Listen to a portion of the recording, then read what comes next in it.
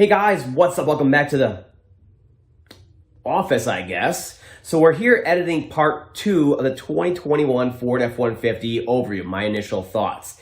And this part's going to be all about the interior. The interior has so many features, it's so much tech built into it, it's absolutely gorgeous that it's going to take an entire video. So it's going to be 15-20 minutes of just going over the interior here. Now, if you've never seen one of the interior of one of these trucks, especially a well-equipped one like this, you're going to see the video, you go see it in person at the dealership, and you're going to absolutely fall in love. That's really going to seal the deal on the truck. So let's go ahead and take a look at that. And then in the future, we'll have a separate dedicated video for the driver assist functions like self-parking and stuff like that. So let's go ahead and check it out. It's a beaut. Moving on to the interior, the beauty inside of this beast. I mean, the interior is absolutely amazing. Look at that. I mean, it's unbelievable. And Ford really had to up their game this year because of the Ram especially and the GM vehicles. I mean, they have to compete with the interiors. Customers demand luxury nowadays, and this is what they're going to get, especially with the Lariat and above models. So let's go ahead and start off from the back here. I'm not going to go into detail on every interior feature on here. If I did, I'd be here for a week. So we're just going to gloss over real quick and show you some of the more interesting features of it. So, of course, the back seat here is pretty darn simple. I mean, it's the same as previous generations, okay? The seats flip up, all that good stuff, so you have tons of cargo space back here.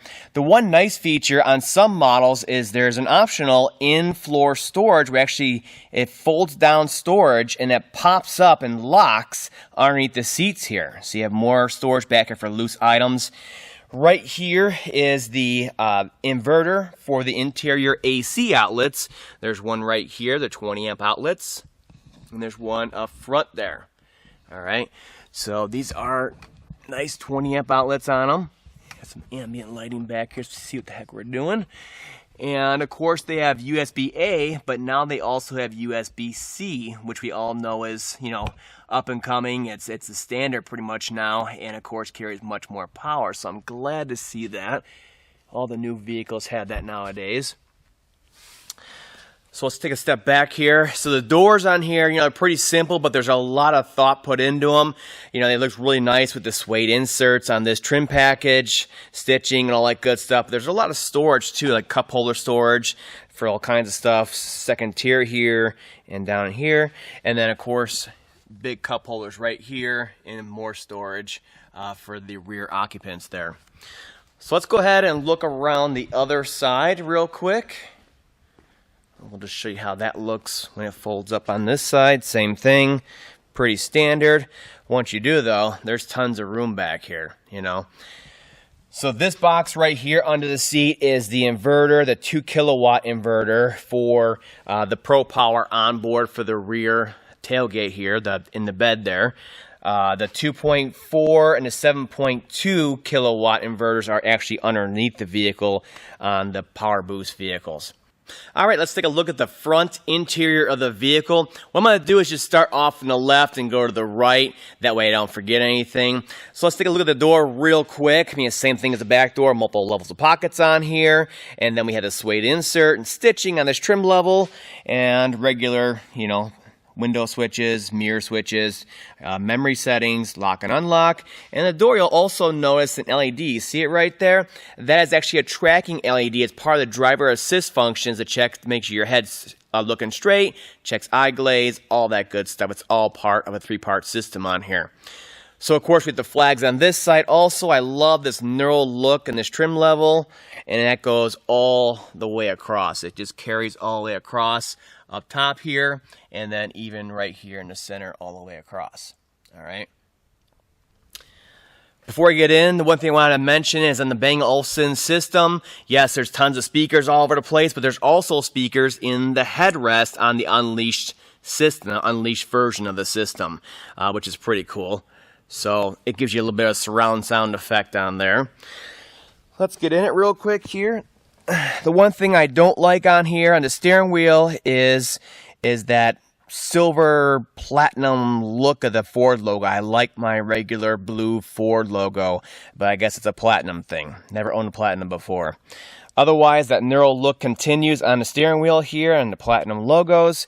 And we have our standard buttons here for cruise control, lane keeping assist, distance for the adaptive cruise. And then, of course, these are all sync buttons. And over here is all the menu buttons, navigation buttons for the menus in the cluster. And then down here is, of course, more sync buttons and audio buttons for the system here.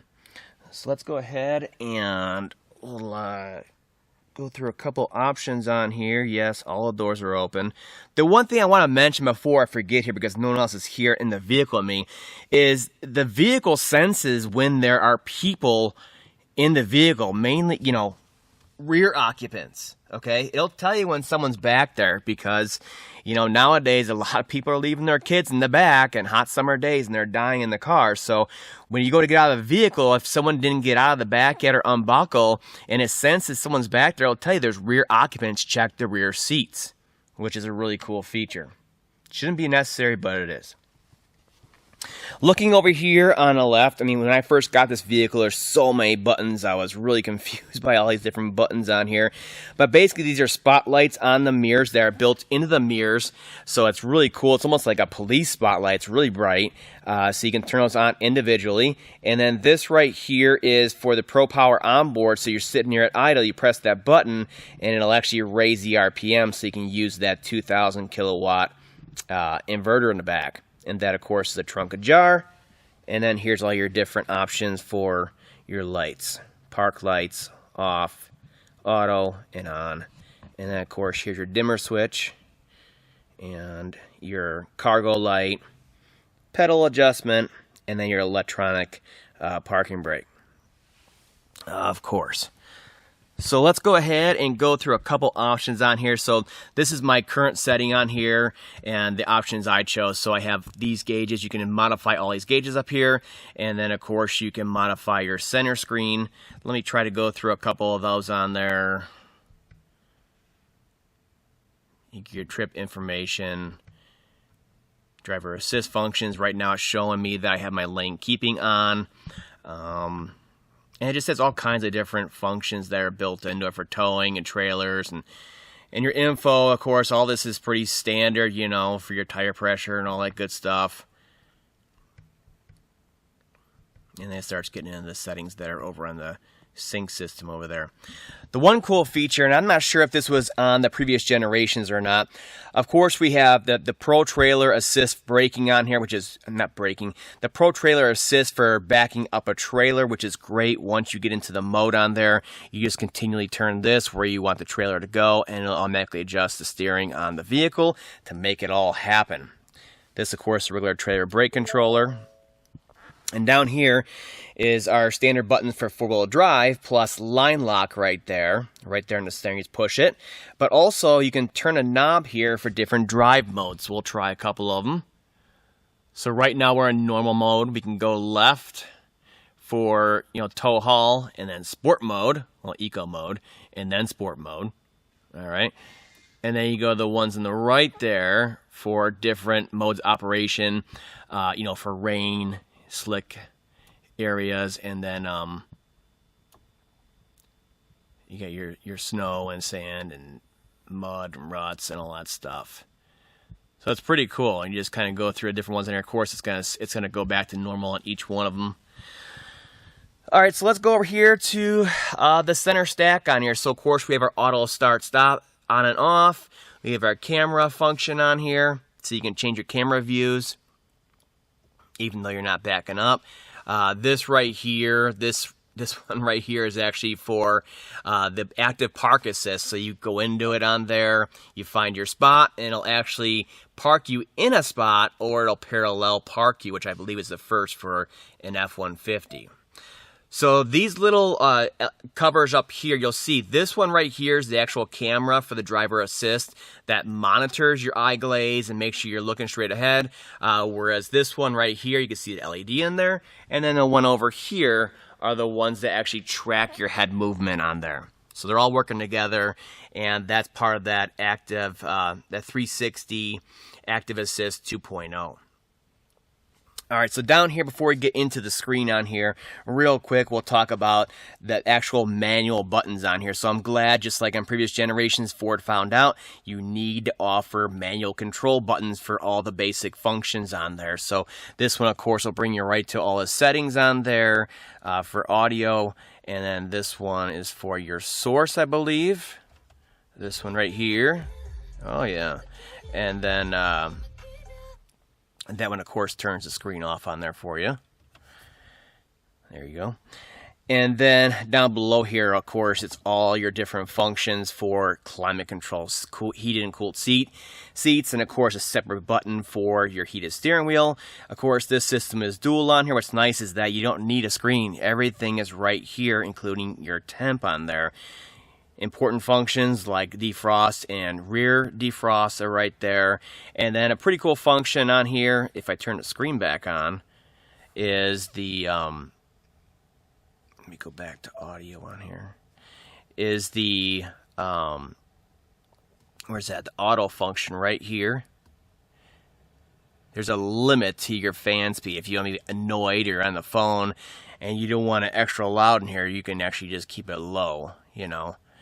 And that's the max it'll go to, or medium or high. And of course, otherwise it's auto. And then here, down and up, of course, is for your fan. So it's really nice and easy to adjust your fan on there. It's really easy to use while you're driving instead of looking down trying to find the button. Great feature. And of course, over here is your regular 12 volt and your AC outlet. Pretty standard stuff. This button right here is to open the secondary glove box right here. I tried tearing up on this thing before. When I was trying to figure out this vehicle when I first bought it. No, you don't pull it up and down manually. You just pop it. And then you pull it down till it latches. Okay? And then a standard locking glove box down here. Nothing fancy. All right, so let's go over the center console here. So the center console here, look at this. Look how nice this looks for being a cover for a storage bin, you know. So again, this one took a little bit of getting used to. I went in to grab it and yank it back. You're supposed to actually push it, and then it comes back. And of course, that's a knurled look like we have here. So inside of here, what's really cool is that we, of course, have a holder for like your wallet or your phone even. We have USB A and C, which is really important, like I said, nowadays. And the one new feature is wireless charging mat, which works pretty well. I've had mine pop off of there before and stop charging out of nowhere, but it is a wireless mat in there for charging. And then, of course, center console is pretty standard. We have lights for our cup holders here. Right down inside this first cup holder is where, if you can get it out of here, is where the key is at, the backup key. And they're a real pain to get out of here. You need to find the lip. There it is.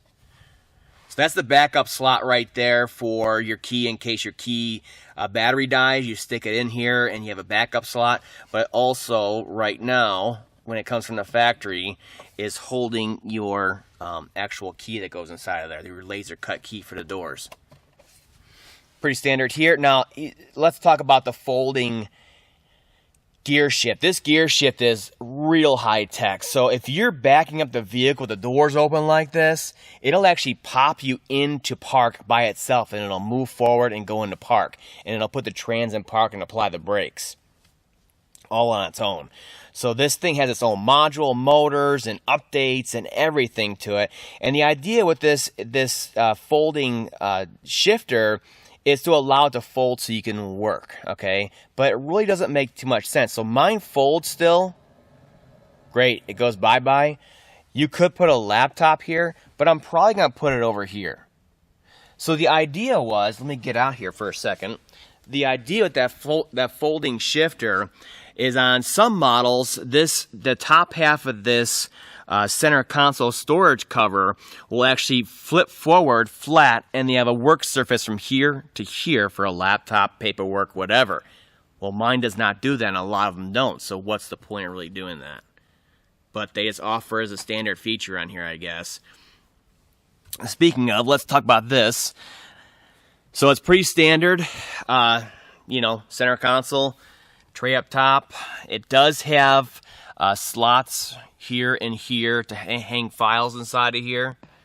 And it's a good size. And of course it has more USB A and C slots in there. This is all pretty standard, you know. So let's get into the screen on here. So it is a 12-inch screen. Ford went with a, you know, landscape style screen instead of the vertical screen like the Ram, which I think looks so much better for so many reasons. And it really, really works on here. Let me put this back so you get the glare out here a little bit. So on here, it's all pretty standard. It's a really clear and crisp screen. You know, you get your phone, navigation, all that good stuff. And you go in your apps. This is all very, very basic stuff. And then you get in your settings on here. There's so many settings on here for just about everything on the vehicle. You find all kinds of stuff in here. Here's that rear occupant alert. My key options. It all goes through this big screen on here instead of going through the message center and the cluster. All right. I mean, there's all kinds of stuff. I mean, it just keeps going on and on and on. Look at this. You have options for everything. Speaking of, I never changed my ambient lighting on here. Should be an option for... There's all kinds of options on here. So the really cool part about this is that your main section's over here, like your audio and all that, and then you can have a whole nother section over here of information like navigation and all that good stuff. And then of course it pops up in the center cluster as you're going down the road to prompt you for directions. So let's go ahead and start the vehicle up real quick and get it running a little bit. So the really cool part of this is the features section right here, which has all your important options that you're actually probably going to use going down the road, like down the road, like adaptive cruise, lane keeping, all that good stuff on here. Your bliss system, all your driver assist items on here. So that's all in one place. And then right here you can access your Pro Power onboard. Like right now it's telling us that we're at the 200 watt mark right now for these outlets that are inside the vehicle. I believe they're at 400 watt max, you know, peak. So right now, of course, we're not using anything, so it'll tell you what you're actually using on there. And then we can go into generator mode on here through the screen, and it'll allow up to the 2000 watts on there. And like I said, you can also control that right over here with the button right here. So I just turned it back off. So you have an actual manual button over there instead of going through the screen over here. I guess there's a test function on there. I mean, there's just all kinds of stuff. You could play with this stuff forever. The zone lighting's pretty cool too. You can literally turn on individual lights on the exterior of the vehicle. I know the glare is so bad. Sorry, guys. You could turn on zone lighting on the vehicle for different areas. So yes, we want to use zone lighting, and you can do all zones and just turn everything on, or you can turn on individual zones on here, like side lights and stuff like that. Let's say you're setting up a campsite and you just want the side lights on so you can get a little extra light from the mirrors and stuff like that. You can do that. So it's great, a little feature on here. And like I said, there's so many, you know, there's so many options on here. You'll be customizing your vehicle for weeks. So that's all I really want to show you right now. This video is long enough. You know, this one, of course, has the panoramic roof on it and all that stuff. And there's a bunch more functions up here. Of course, you have LED lights. There's tons of light coming down in here. Vent options, lights, all kinds of stuff. The rear glass, all pretty standard. And of course, we have the built-in remotes for the garage door openers. All right, so what do you guys think, huh? I mean, it's amazing what they packed into here. I'm glad I waited till 2021. I really honestly could not stand interiors or a lot of other things about the 15 through 20 vehicles, F-150s. So I'm glad I waited. This was worth the money for sure. But that's all for now. I hope you guys enjoyed this, a little in-depth look at the new 2021 Ford F-150. I'll catch you guys next time.